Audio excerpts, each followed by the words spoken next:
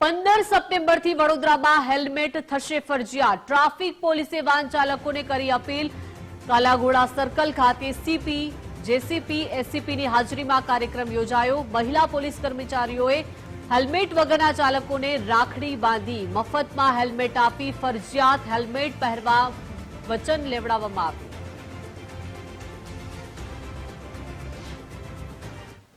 खूब सारी बात है। रीतना रक्षा राखड़ी बांधीने भाईनी रक्षा माटे ज करता होय छे। एवी रीतना आज આગેવાની કરી છે આ લોકોએ કે હેલ્મેટ આપીને સુરક્ષા માટે જ છે, તો લોકો પહેરે હેલ્મેટ, એવું સારી વાત રહેશે। હું તો રોજ પહેરું છું। જો sir final year medical student છું, આઈસીયુમાં મારી પોસ્ટ હોય છે, ડ્યુટી કરવા જાઉં છું।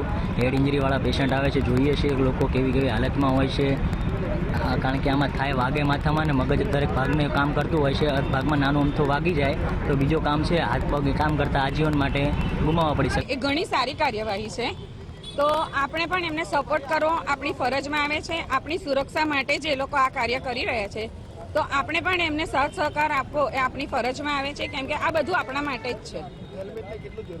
હેલ્મેટને મારી દ્રષ્ટિએ તો જરૂરી છે જ, કેમ કે એ આપણા માથાની સુરક્ષા પણ કરે છે, તો એ સારી વસ્તુ છે કે એક્સિડન્ટમાં આપણને આપણું જે અત્યારે બ્રેઇનના બધા પ્રોબ્લેમ થાય છે, તો એ તો આપણે બચી શકીએ છીએ। પવિત્ર દિવસની ઉજવણી થઈ રહ્યું છે।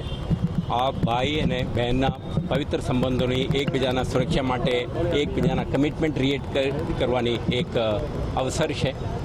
આજે આપણે એક હેલ્મેટ અંગેની જનજાગૃતિ અભિયાનના ભાગરૂપે આપણા મહિલા પોલીસ કર્મચારીઓ અને પુરુષ પોલીસ કર્મચારી અધિકારીઓ ઊભા રહી જે ટ્રાફિક નિયમનું ભંગ કરનાર નાગરિકોને રોકી એમને